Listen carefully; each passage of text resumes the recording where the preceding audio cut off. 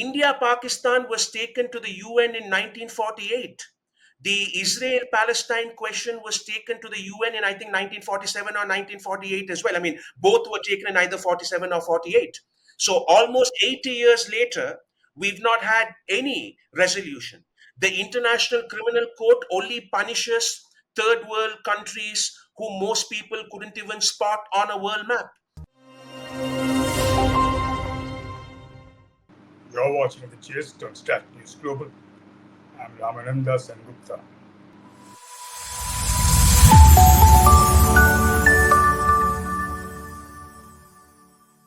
Our very, very special guest today is Mr. Niranthan Niruthan, the Executive Director of the Center for Law and Security Studies and one of the finest geopolitical analysts I've ever come across. Thank you so much for joining us today, and I know that you're very eager to start on this particular topic today, because I think all of us are interested in that. Yes, first of all, thank you for having me, and it's good to see you too. Yes, thank you. So today we're going to be discussing Myanmar, which has been in the news of late because of reports that India had sort of, conducted some strikes along the border, and some say actually within Myanmar's borders, on insurgents like the ULFA-I and the NSCN-K. Now, could you just tell us a little bit about who are these guys? I mean, I know that in India we call them insurgents, and sometimes we even call them terrorists. But who are these guys? I mean, there's ULFA-I, which is ULFA independent, and then there's a NSCN, which is National something of Nagaland K. Who are these guys? Yeah, so these guys are the Nationalist Socialist Convention of Nagaland. So, and what's interesting is that both in terms of ULFA-I that you pointed out and the NSCN-K or whatever, they are both offshoot organizations where the mother organization is actually a lot more interested in negotiating a lasting peace with India, whereas some of these younger offshoot groups are not interested in peace. And they are far more interested in carrying on the struggle, so to speak, rather than going in for some kind of agreement, understanding, however we want to phrase it, with New Delhi. So the first thing to keep in mind is that both of these guys are offshoots. They are not members of the original mother group, so to speak. Okay. The ideological divergence there.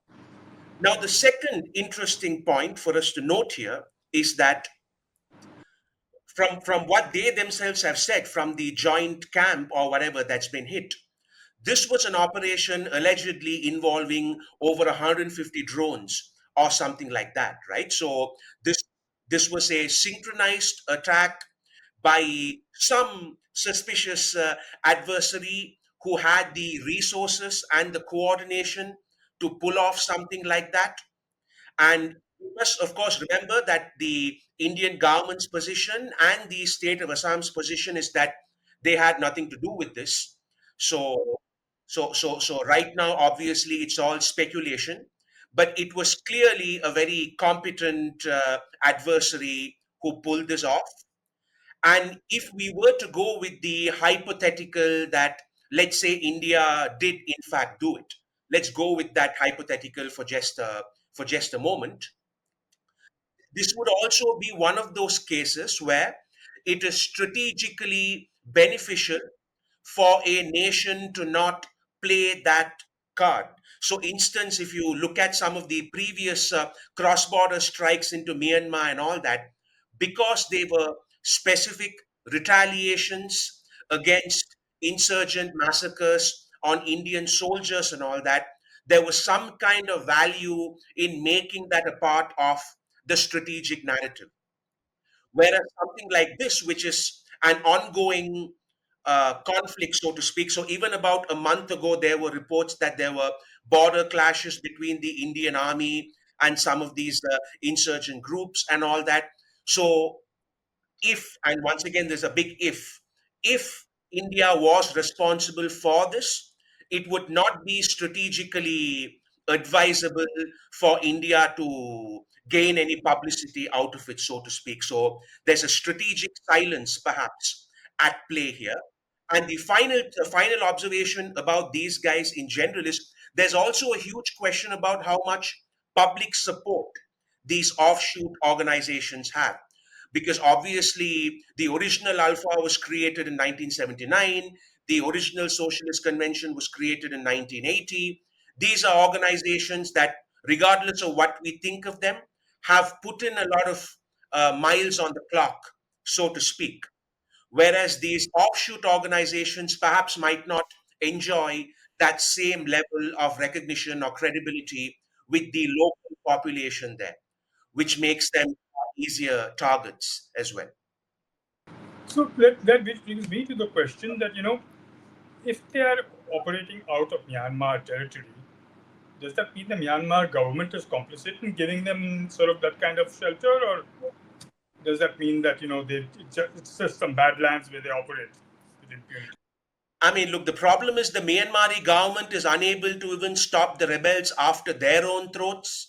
So we can't really expect the Myanmari state machinery to have the capacity to take out insurgent groups that have other priorities. The Myanmari government, to be quite fair, has much bigger problems at the moment. A number of different insurgent groups banded up against them. If you remember the last conversation we had, or maybe the one before that, Myanmar was really on the verge of collapse. But since then, there's been a lot of intervention from China, not military intervention. There's been a lot of political intervention from China, where China has essentially made it clear to both the state and non state actors that you guys can kill each other if you want to, but Chinese investments and Chinese assets must not be harmed in any way. And there's a sort of across the board consensus on this. Both Myanmari state actors and the non-state actors there, the insurgents there, both sides know that antagonizing the Chinese will just shoot themselves. It would be akin to shooting themselves in the foot, so to speak. So the Myanmari government has many problems of its own, and they are both unwilling and, more importantly, unable to help India in this matter. Incidentally, recently, as you know, India has made certain overtures to the Myanmari government, and there are discussions on what we can do over, uh, critical minerals and stuff like that. But that relationship is still a far cry away from the ironclad hold that China has over both the government and the insurgent group. So, depending on the Myanmar, even blaming the Myanmari state for something like this would be quite futile.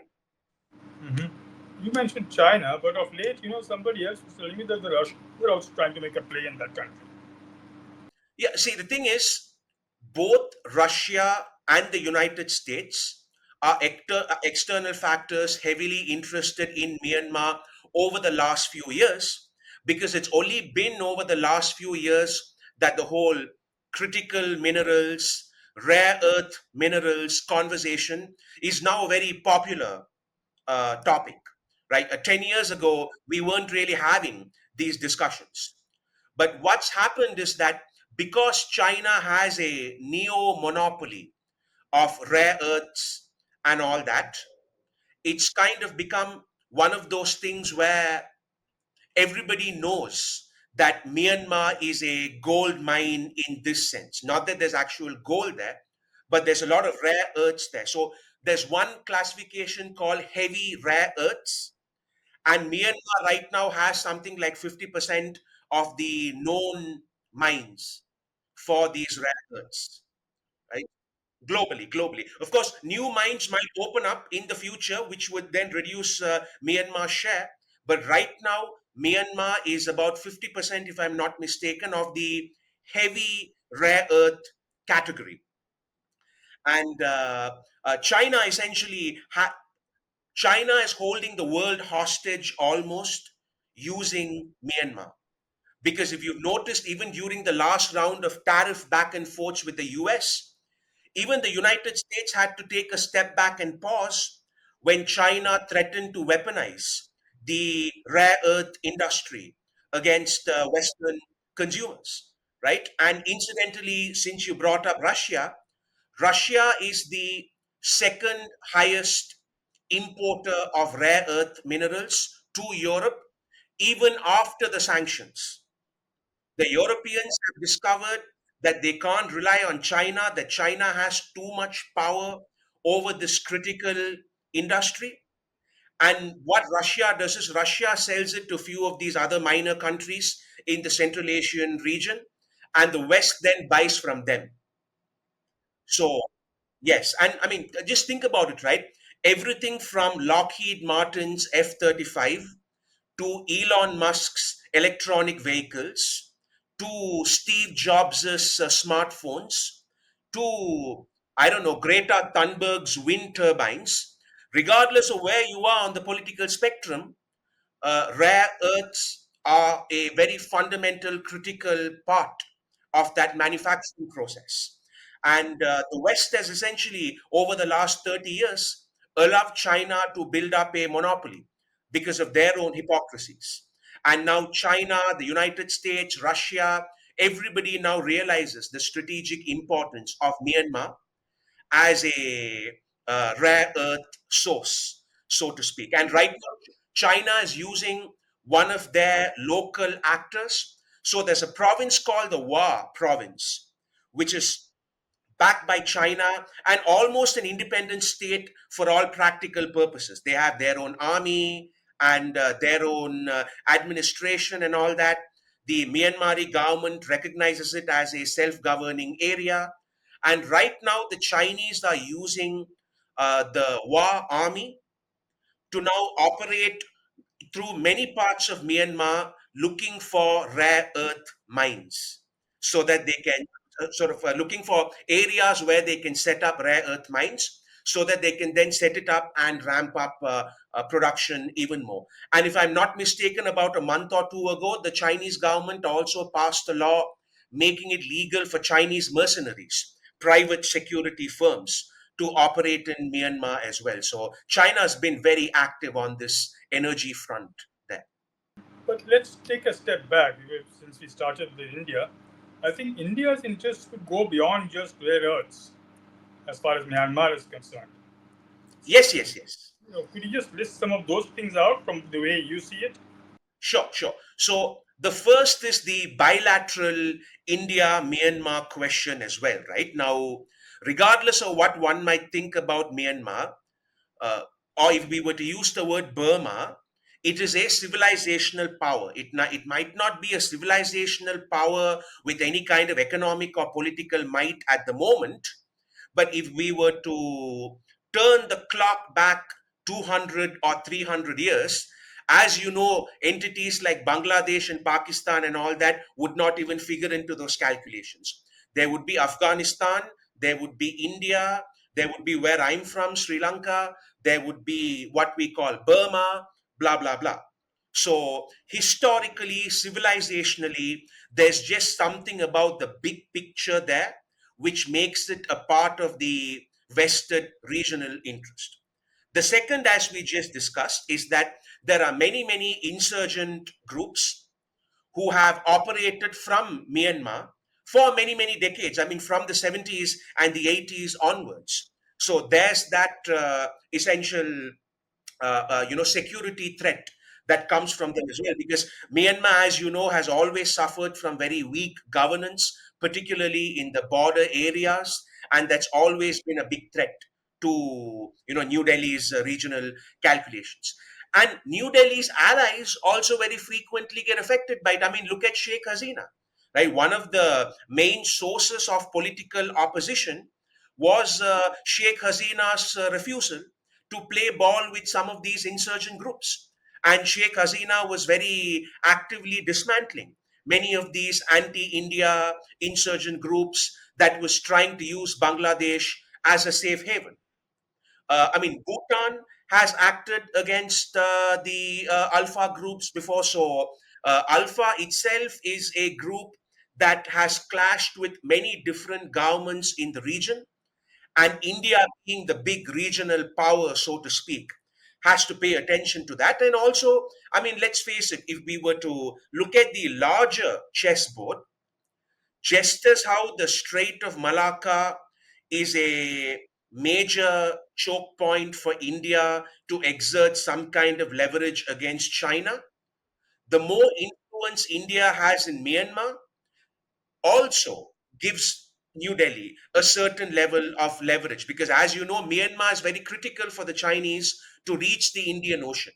For them to have some kind of alternative to the Strait of Malacca, they would have to go through Myanmar. I mean, I heard there are sort of Chinese experts who are looking at building a pathway across that Thai peninsula, where Myanmar and Thailand have a lot of territory in that tiny strip, that the Chinese apparently want to go through that. I mean, so ultimately, geographically, economically, civilizationally, and security wise, India is a very direct stakeholder in Myanmar's fate. Hmm. I mean, it would also be of importance to India's Act East policy because, to reach Southeast Asia, you have to go through Myanmar, Bangladesh, and then Myanmar. So now both these Absolutely. countries being in a mess, I think India's entire Act East policy is sort of blocked. Absolutely. And with the Act East policy itself, as you rightly pointed out, the Myanmar is a key for the Act East policy. It's also a huge PR key, because in terms of public relations, I mean, there's a big difference between look east and act east. And for the neighborhood to be convinced that India has transitioned from a look east policy to an act east policy, it's very important for India to have some kind of proactive position. Right now, I would say India's position regarding the Myanmari government is quite ambiguous, where India seems to be maintaining some kind of equidistance, if we could use that phrase.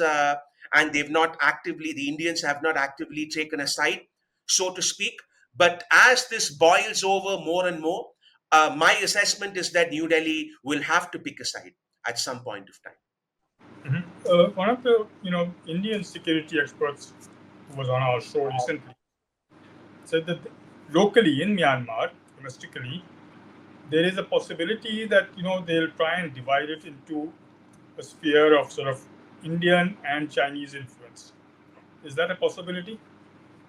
I mean, as you know, I am a big believer in civilizational identities, and I Hmm. believe that countries might come and go every 100 years or 200 years, but civilizations will last. Even Hmm. if there's some kind of plan to bifurcate countries like that, the Burmese civilization and many of the tribal identities that go along with it in a very weirdly cohesive way, I don't think we can just wipe that out like that. So, for instance, you can bifurcate Afghanistan into 10 different pieces, but that Pashtun identity will still stay, despite a lot of tribal variation even among the Pashtuns. So, Right. similarly here, yes, I think it would be tempting if we were to look at the region as a chessboard. It would be tempting for these two big nuclear powers to carve up Myanmar based on how they want it. But as I Mhm. said, because of these new factors like critical minerals and all that, I don't see China or the international community allowing for some clean bifurcation to happen. It would have to be through a major war that kills millions of people. It's not going to happen smoothly if it does. Mhm.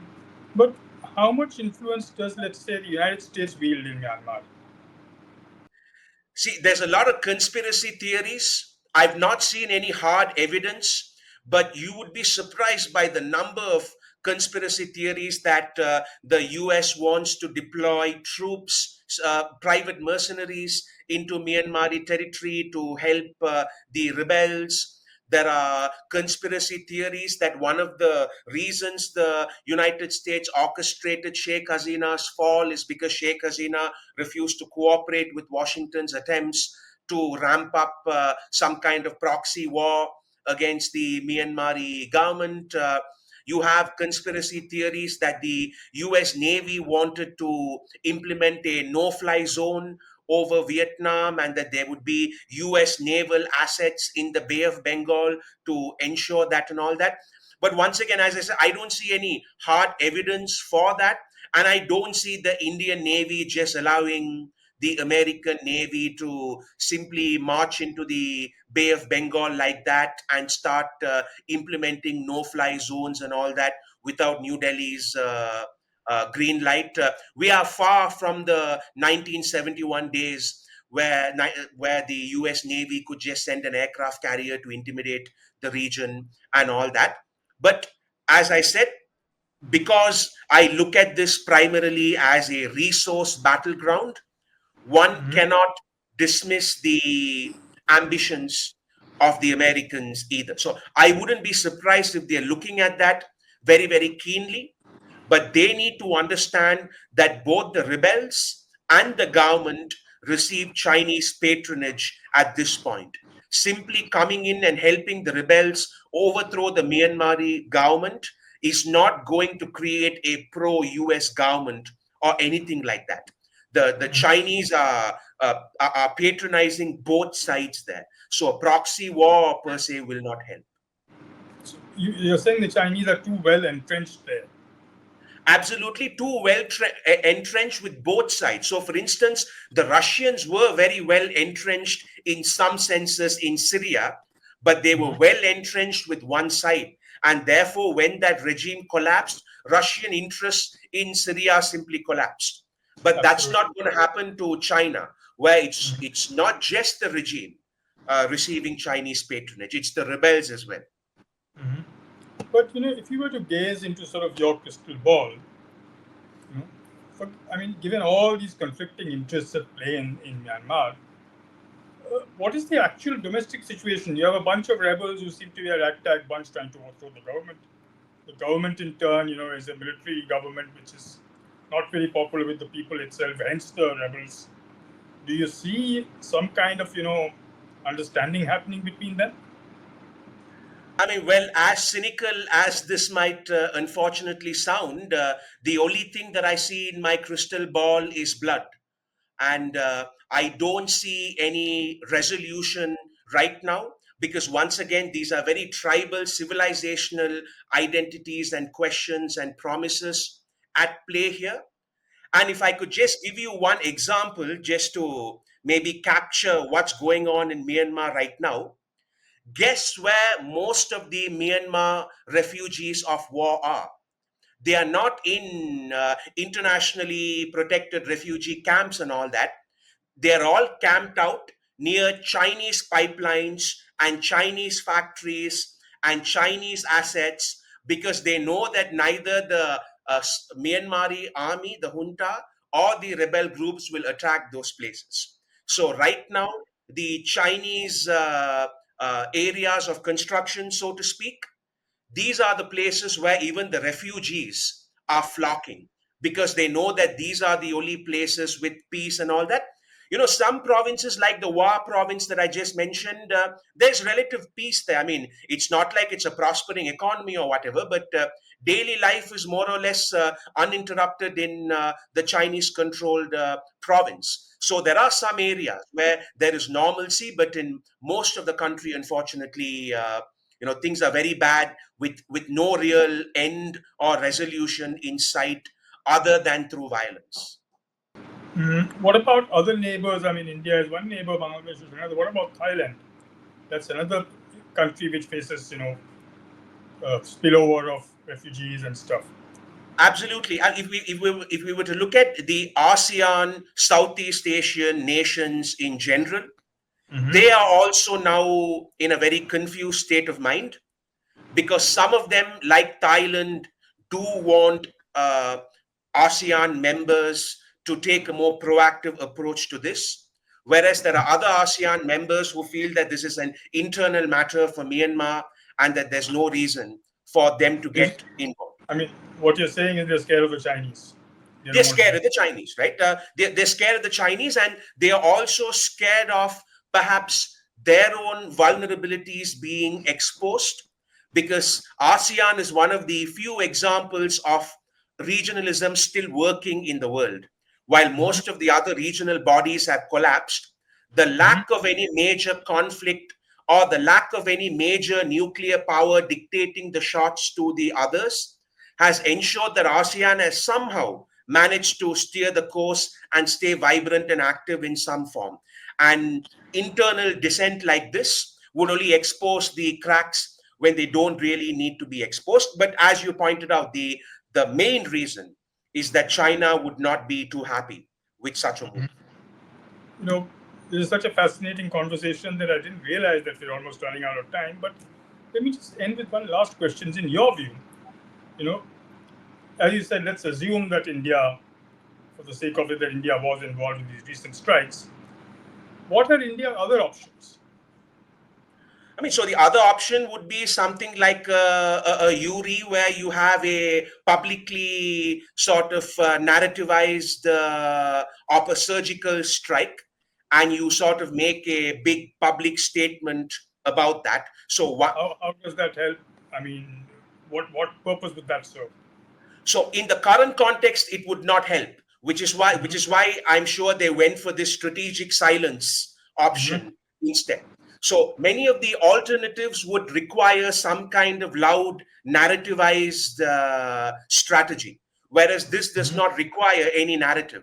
Here, you essentially give the insurgents a taste of their own medicine. I mean, what has India been facing? India has been facing many cross-border insurgent attacks over the last few decades, where they have leveraged the value of lack of accountability and silence, where everybody knows that they are the ones who did it, but they deny responsibility. So this is in many ways, giving them a taste of their own medicine. And once again, not to take up too much of your time, but when we look at the other options as well, some people would say, hey, why not diplomatic options? Why not legal options? Why not peaceful options? Well, once again, if any of us could name a single international or regional organization that has demonstrated some competence in dispute resolution, then of course we could discuss those. But there are no international institutions like that. I mean, this year alone, we've had two potentially nuclear conflicts: India Pakistan, Iran Israel. India Pakistan was taken to the UN in 1948. The Israel Palestine question was taken to the UN in, I think, 1947 or 1948 as well. I mean, both were taken in either 47 or 48.